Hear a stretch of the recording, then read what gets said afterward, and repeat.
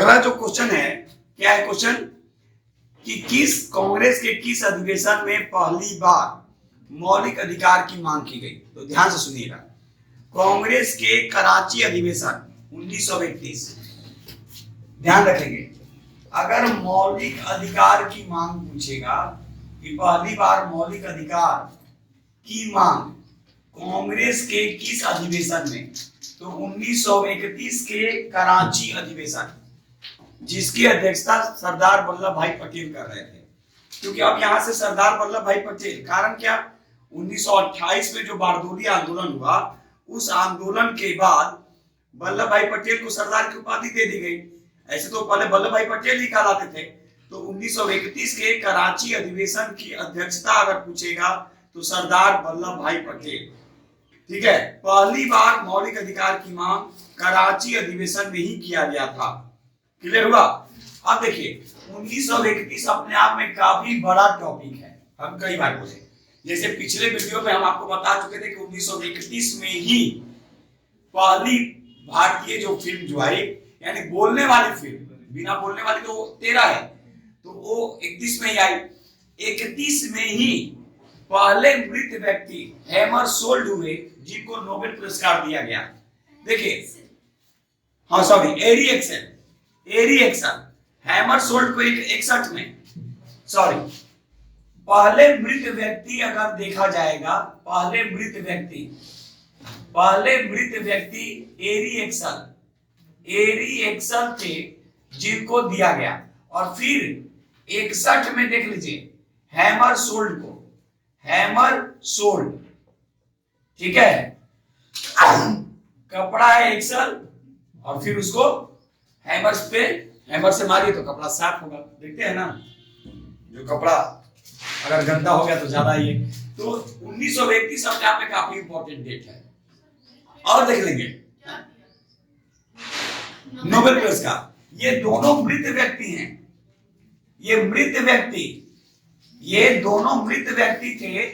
तो 1900 हम देखिए, हमारा टॉपिक क्या था, ध्यान दीजिएगा, हम पहले बोले कि थोड़ा सा कनेक्ट करके पढ़ा रहे हैं, और इसीलिए बोले हैं कि आप जब एग्जाम में बैठिएगा तो आपके सामने क्वेश्चन आपके सामने नजर आएगा। तो 1931 ईस्वी में कराची अधिवेशन, कांग्रेस के कराची अधिवेशन में पहली बार मौलिक अधिकार की मांग की गई, और उसकी अध्यक्षता सरदार वल्लभ भाई पटेल कर रहे थे। दूसरा चीज, 1931 अपने आप में बहुत बड़ा टॉपिक है। जैसे 1931 में पहली बोलती फिल्म आलम आरा आया, ठीक है। 1931 में पहले मृत व्यक्ति एरिक्सन हुए, जिनको नोबेल पुरस्कार दिया गया। तो अब आप नोबेल पुरस्कार की बात आ गई फिर से। तो 1961 में हैमरशोल्ड हुए, जिनको नोबेल पुरस्कार दिया गया। उसके बाद फिर किसी भी मृत व्यक्ति को नोबेल पुरस्कार नहीं दिया गया, सिर्फ 2 ही लोग को दिया गया। अब फिर से सुनिए, 1931 कैसे और इंपॉर्टेंट है, तो 27 फरवरी 1931, 27 फरवरी 1931 को चंद्रशेखर आजाद, ठीक है, चंद्रशेखर आजाद की शहादत हो जाती है। 5 मार्च 1931 गांधी इरविन समझौता, और 23 मार्च 1931 भगत सिंह, राजगुरु और सुखदेव को फांसी। अब याद रखिएगा, अब आपसे यहाँ पे ये भी क्वेश्चन पूछा जा सकता है कि भगत सिंह, राजगुरु और सुखदेव को फांसी की सजा देने वाला जज कौन था? तो जेसी हिल्टन। ये काफी इंपॉर्टेंट क्वेश्चन है। हम बार बार बोलते हैं कि कनेक्टिविटी बहुत जरूरी है, केवल रट के आप कुछ नहीं कर सकते हैं, आपको समझना होगा एक एक टॉपिक को कि कितना पढ़ना है और कैसे पढ़ना है।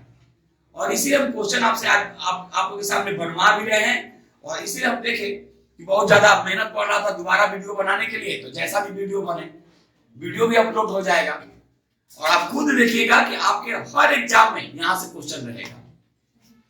तो सारे सब्जेक्ट इसी तरह करेगा और इसी तरह वीडियो अपलोड हो जाएगा। तो दोनों काम आपके लिए, दोनों प्लस पॉइंट हो गया। क्लास में सुन भी लिए, घर जाके फिर वीडियो भी देख लिए।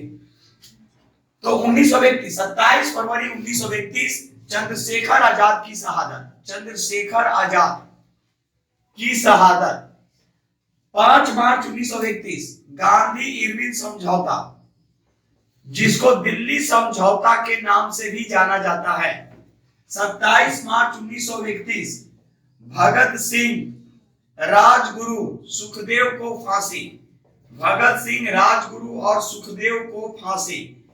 इन लोगों को फांसी की सजा सुनाने वाला जो जज था वो जेसी हिल्टन था। क्लियर। अब 1931 और क्या है, तो द्वितीय गोलमेज सम्मेलन। 1931 और क्या है, द्वितीय गोलमेज सम्मेलन। गोलमेज सम्मेलन 3 हुए, 30, 31 और 32। तो द्वितीय गोलमेज सम्मेलन 1931 में हुआ और इसी गोलमेज सम्मेलन में कांग्रेस की तरफ से भाग लेने वाले थे गांधी जी। अब आपसे क्वेश्चन पूछा जा सकता है, कांग्रेस किस गोलमेज सम्मेलन में भाग ली थी? तो कांग्रेस द्वितीय गोलमेज सम्मेलन में भाग ली थी। ठीक है, किस कांग्रेस की तरफ से द्वितीय गोलमेज सम्मेलन में किसने भाग लिया? तो कांग्रेस की तरफ से द्वितीय गोलमेज सम्मेलन में गांधी जी भाग लिए थे। ये सारे क्वेश्चन अपने माइंड में रखना है। ऐसे अगर आपसे पूछा जाएगा कि तीनों गोलमेज सम्मेलन में भारत की तरफ से भाग लेने वाले कौन, तो तीनों गोलमेज सम्मेलन में भारत की तरफ से भाग लेने वाले B.R. अम्बेडकर। लेकिन द्वितीय गोलमेज सम्मेलन में कांग्रेस की तरफ से किसने भाग लिया? गांधी जी। इस चीज का रखेगा। और तीनों गोलमेज सम्मेलन कहां हुआ? लंदन में हुआ। तीनों गोलमेज सम्मेलन के समय इंग्लैंड के प्रधानमंत्री कौन? Ramsay MacDonald. इस चीज को याद रखिएगा। तो इतने क्वेश्चन आपसे बनते हैं। तो 1931 का ये आधार है। चलिए अगला क्वेश्चन क्या है? गांधी जी पहली बार आमरण अनशन किस जेल में तथा किस? हाँ देखेंगे, गांधी जी पहली बार आमरण अनशन यरवदा जेल में किए थे 1932। अब यहां ध्यान से मेरी बात को सुनिएगा। अगर आपसे पूछा जाए कि गांधी जी पहली बार भूख हड़ताल कब किए, तो अहमदाबाद मिल आंदोलन के समय।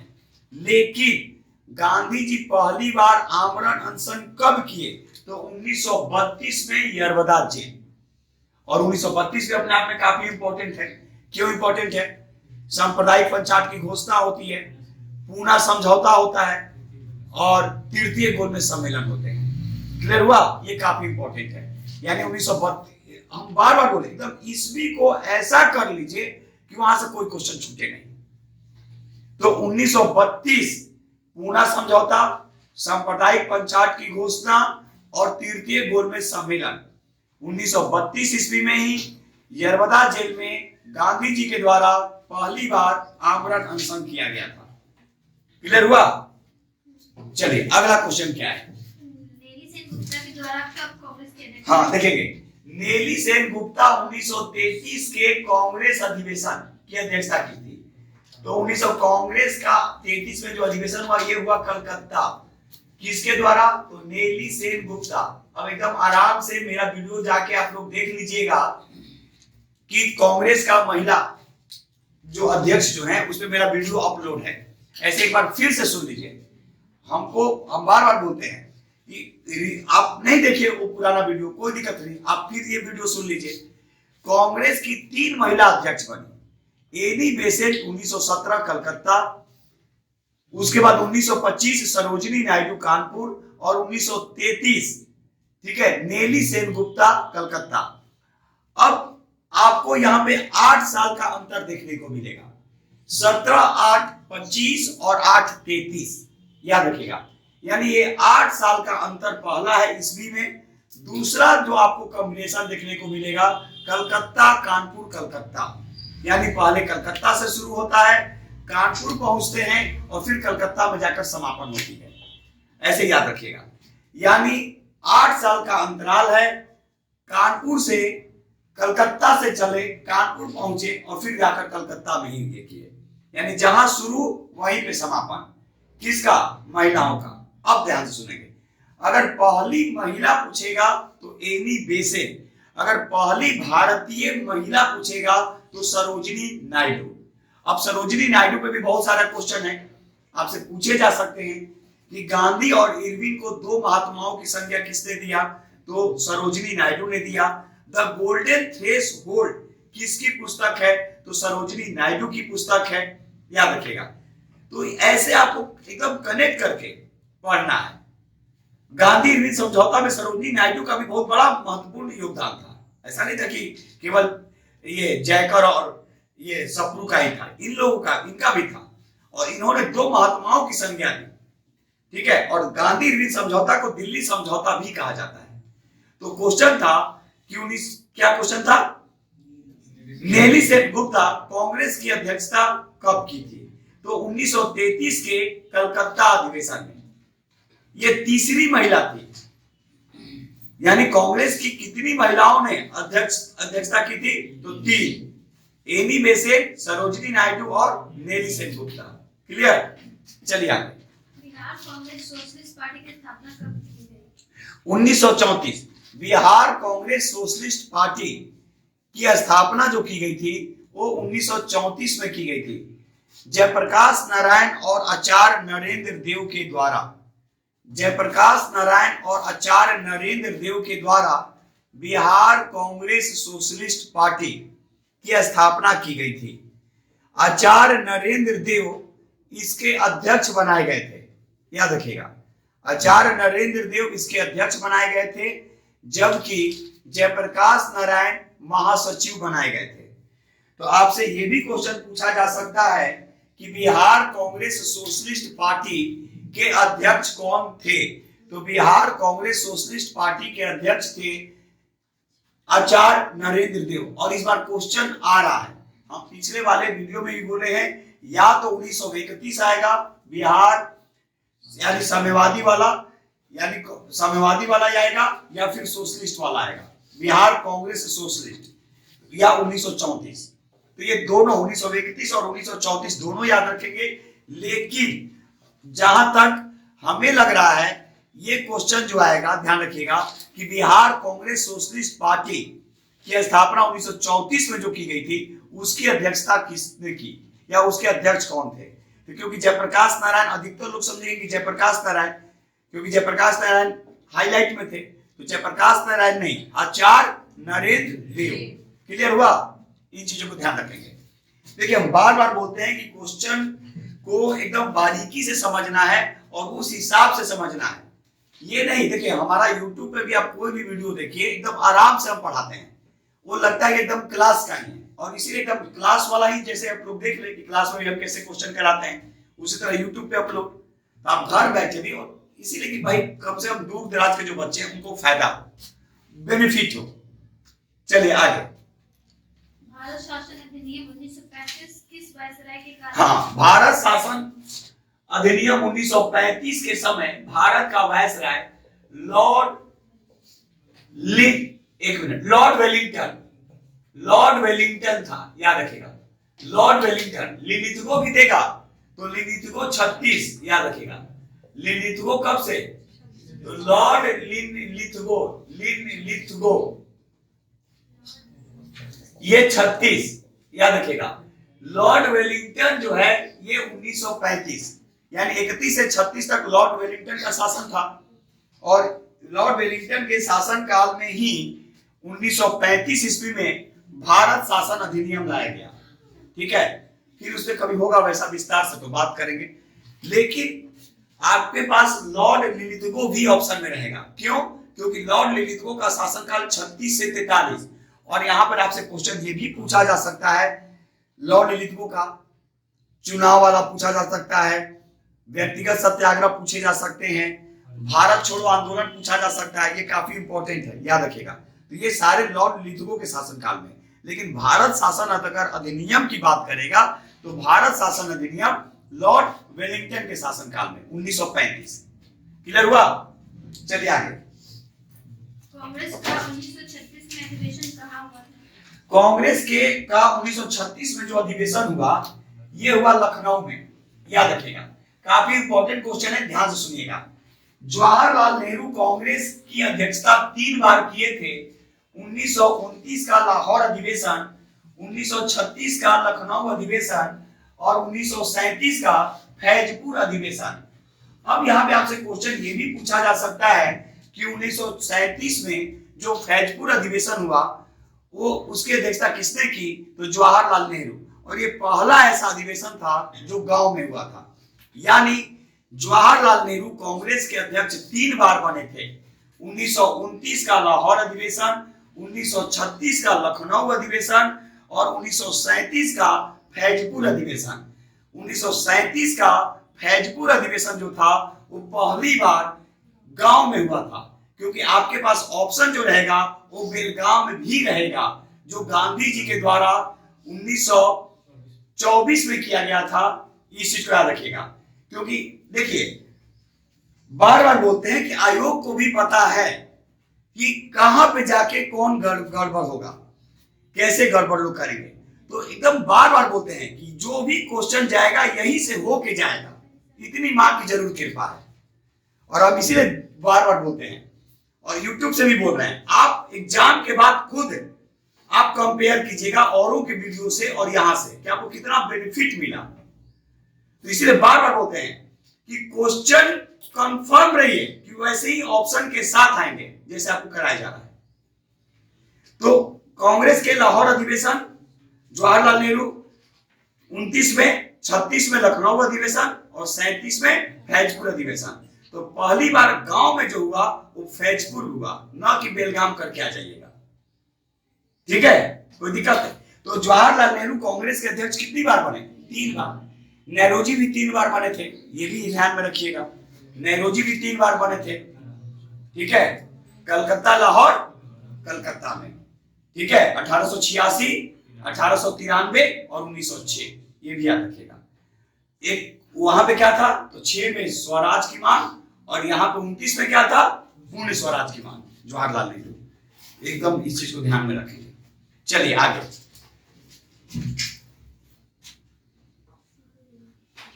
1938-39 में कांग्रेस के अध्यक्ष कौन? देखिए 1938-39 में कांग्रेस के जो अध्यक्ष जो थे ये थे एससी बोस, सुभाष चंद्र बोस। सुनेंगे ध्यान से, सुभाष चंद्र बोस 1938-39 में कांग्रेस के अध्यक्ष बने। लेकिन जब ये 1939 ईस्वी में इस्तीफा देते हैं, तब डॉक्टर राजेंद्र प्रसाद को, जब ये इस्तीफा देते हैं तब डॉक्टर राजेंद्र प्रसाद कांग्रेस के अध्यक्ष बनते हैं। तो आपसे क्वेश्चन ये भी पूछा जा सकता है कि जब सुभाष चंद्र बोस कांग्रेस के अध्यक्ष पद से इस्तीफा दिए तब किस अध्यक्ष किसको बनाया गया? तो तब जो अध्यक्ष जो बनाया गया ये डॉक्टर राजेंद्र प्रसाद को बनाया गया था। यानी 1938 और 39 में दोनों में जो अध्यक्ष थे, हरिपुरा और त्रिपुरी में जो अध्यक्ष जो बनाए गए थे वो सुभाष चंद्र बोस बनाए गए थे। 1939 में पटाभी सीतारमैया ये गांधी जी की तरफ से उम्मीदवारी किए और पटाभी सीतारमैया की हार होती है। देखिए उस समय सुभाष चंद्र बोस इतने ज्यादा लोकप्रिय थे, तो ऐसा माना जाता है कि अगर उस समय गांधी जी भी खड़ा हो रहते बोस के आगे तो वो हार जाते। तो इसी दरमियान गांधी जी का एक स्टेटमेंट आता है कि ये पटाभी सीतारमैया की हार नहीं, ये मेरी हार है। इस चीज को याद रखिएगा, क्योंकि देखिए उस समय लोकप्रियता काफी बढ़ गई थी। किसकी? सुभाष चंद्र बोस की। इस चीज को याद रखिएगा। लेकिन बाद में देखिए फिर वो इस्तीफा देते हैं और इस्तीफा देने के बाद याद रखिएगा डॉक्टर राजेंद्र प्रसाद को कांग्रेस की अध्यक्षता सौंपी जाती है। तो आपसे यही क्वेश्चन पूछे जाने की संभावना है कि 1939 ईस्वी में जब सुभाष चंद्र बोस कांग्रेस के अध्यक्ष पद से इस्तीफा दिए तो अध्यक्षता किसने संभाली या फिर अध्यक्ष किसको बनाया गया? तो वो बनाया गया डॉक्टर राजेंद्र प्रसाद को। इस चीज याद रखिएगा। क्लियर हुआ? तो एकदम देखिए हम बार बार बोल रहे हैं कि क्वेश्चन को एकदम बारीकी से समझना है और इसलिए हम कई बार उसको रिपीट कर देते हैं। तो आपसे क्वेश्चन यही पूछा जाएगा कि 1939 ईस्वी में सुभाष चंद्र बोस जब इस्तीफा दिए तो कांग्रेस के अध्यक्ष किसे बनाया गया? तो डॉक्टर राजेंद्र प्रसाद। क्लियर? और ऑप्शन में पटाभी सीतारमैया भी रहेगा और जवाहरलाल नेहरू भी रहेगा, एकदम याद रखिएगा। कहीं उसमें नो डाउट, एकदम ऑप्शन भी तैयार है आपके सामने। चलिए आगे। 1940 में जो व्यक्तिगत सत्याग्रह हुआ था उसके प्रथम 3 सत्याग्रह। हाँ देखेंगे 1940 में जो व्यक्तिगत सत्याग्रह हुआ, गांधी जी बुलाए किसको भाई? विनोबा भावे को। तो व्यक्तिगत जो सत्याग्रह जो हुआ था, याद रखिएगा, इसके प्रथम 3 सत्याग्रही पहले थे विनोबा भावे, पवनार आश्रम के लिए जाने जाते हैं। दूसरे थे जवाहरलाल नेहरू, याद रखिएगा जवाहरलाल नेहरू। और तीसरे थे ब्रह्मदत्त, ब्रह्मदत्त एकदम याद रखिएगा। और कई बार क्वेश्चन आपसे पूछे जाने की पूछा है और पूछे जाने की संभावना भी है। कभी कभी पूछ देगा तीसरे सत्याग्रही, और लोग दूसरे तक ही याद रखते हैं, आपको तीनों याद रखना है। यानी जो 1940 ईस्वी में व्यक्तिगत सत्याग्रह की जो शुरुआत की गई थी, तो इसमें प्रथम 3 सत्याग्रही अगर आपसे पूछा जाएगा कि प्रथम 3 सत्याग्रही कौन थे, तो पहले थे विनोबा भावे, दूसरे में जवाहरलाल नेहरू और तीसरे में ब्रह्मदत्त, याद रखिएगा। अब आपसे यहाँ पे यही क्वेश्चन पूछा जा सकता है कि प्रथम सत्याग्रही कौन, दूसरे कौन, तीसरे कौन, ये ऐसे करके क्वेश्चन आपसे पूछे जाएंगे। तो प्रथम सत्याग्रही विनोबा भावे, गड़बड़ाना बिल्कुल नहीं है। और बार बार बोले एक क्वेश्चन को 3 बार नहीं पढ़ के आइएगा तो यहां से हम चाटा भी देंगे एकदम, वो फिर मेरा पूरा मेहनत बेकार हो जाएगा। एक क्वेश्चन को 3 बार पढ़ना है और आराम से अंडरलाइन करके पढ़ते हुए ए का बी और बी का सी नहीं करना है, जो है आराम से रखना है। ये नहीं कि हड़बड़ा के अरे आ रहा है, नहीं, एकदम आराम से क्वेश्चन को पढ़ना है और फिर करना है। तो अगर प्रथम सत्याग्रही पूछेगा तो विनोबा भावे, दूसरा अगर पूछेगा तो जवाहरलाल नेहरू, और तीसरा पूछेगा तो ब्रह्मदत्त। क्लियर हुआ? और एक बार फिर आज यहां से बोल रहे हैं, और ये YouTube पे भी अपलोड होगा। मंगलवार और बुधवार संपूर्ण इतिहास 8 घंटे के क्लास में हम समाप्त करने जा रहे हैं और वहीं से क्वेश्चन आएगा। और सैटरडे और संडे विशेष क्लास लेने जा रहे हैं जहां से आपके जीवन बदलने जा रहे हैं, ठीक है। और वो मैक्सिमम क्वेश्चन आप बीपीएससी में आपको देखने को मिलेगा, जिसमें आपको करंट अफेयर्स, बिहार और साइंस और हिस्ट्री से ही केवल हम कराने जा रहे हैं। क्योंकि इस पे अगर आपका कमांड हो गया तो फिर आपको पीटी में 120 के पार आने से कोई नहीं रोक सकता। और मुझे उम्मीद है कि 120 पार होगा यहां से इस बार। चलिए, पिछले बार भी 113 का पार हुआ ही था, जितने लोग का हुआ, लेकिन हुआ। आप लोग तो खुद जान ही रहे हैं। तो चलिए, अगला क्वेश्चन क्या है? कांग्रेस के सबसे युवा अध्यक्ष, हाँ देखेंगे, कांग्रेस के सबसे युवा अध्यक्ष। तो कांग्रेस के सबसे युवा अध्यक्ष, देखिए जान के बीच में क्वेश्चन ये डाले कि आप लोग 1940 लगा दीजिए, याद रखिएगा। तो कांग्रेस के सबसे युवा अध्यक्ष क्या? मौलाना अबुल कलाम आजाद। किस अधिवेशन की अध्यक्षता किए थे? क्वेश्चन ही था ना। तो ये दिल्ली के विशेष अधिवेशन, ठीक है। रामगढ़ कौन कर दिया, क्यों किए, रामगढ़ कैसे? हम तो जानते क्वेश्चन को बीच से किए, क्या आप लोग लग रहा है कि सर लाइन लाइन से आ रहे हैं, और इसीलिए हम वहां पे क्वेश्चन को चेंज कर दिए, ठीक है। कांग्रेस के सबसे युवा अध्यक्ष अगर देखा जाए तो मौलाना अबुल कलाम आजाद। 1923 के दिल्ली के विशेष अधिवेशन, 1923 में दिल्ली में विशेष अधिवेशन होता है और 1923 के विशेष अधिवेशन की अध्यक्षता मौलाना अबुल कलाम आजाद करते हैं। उस समय उनकी उम्र महज 20 साल थी, याद रखिएगा। अब यहां पे एक और क्वेश्चन पूछेगा कि 1940 ईस्वी में कांग्रेस की अध्यक्षता रामगढ़ से किसने की? तो मौलाना अबुल कलाम आजाद।